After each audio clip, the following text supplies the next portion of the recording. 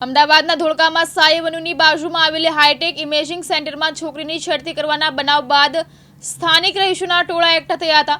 ઘટનાની જાણ થતાં જ પીઆઈ સહિતનો સ્થાનિક પોલીસ કાફલો દોડી આવ્યો હતો અને પોલીસ દ્વારા ટોળાને શાંત કરવામાં આવ્યું હતું। છોકરીએ ફરિયાદમાં જણાવ્યા મુજબ એમના સાસુની બીમારી વર્ષ કોઈ તેમના પગનો એક્સરે તથા સોનોગ્રાફી કરાવવા માટે લાવ્યા હતા। ત્યાં હાજર ફરિયાદી અને તેમના પતિ સાથે માસીના દીકરા પણ હાજર હતા। તેમની સાસુને સોનોગ્રાફી રૂમમાં લઈ જવામાં આવ્યા હતા અને साथी फरियादीना पति और मासीना दीकरा पण गया हता। त्यारे फरियादी हाईटेक इमेजिंग सेंटरना बांकड़ा पर बैठेला हता। ते समये हाईटेक इमेजिंग सेंटरना कंपाउंडर प्रशांत ने साथे बे फ्रेंड द्वारा फरियादीनी मश्करी खराब इशारो करवा लागेला, जेथी फरियादी करनार बहन ऊभी थई सोनोग्राफी रूममां तेना सासूने लई जता हता। ते तेमनी पाछळ जती रहेल त्यारे तेमना पतिए जणाव्युं तू बहार बेस तेम वात करता मैं मारा पतिने जणावेल के बहार प्रशांतभाई कंपाउंडर तथा तेमनी साथेना बे अजाण्या माणसो मने जोई खराब खराब इशारा करे छे अने मने जोई हसे छे, तेथी मने डर लागे छे।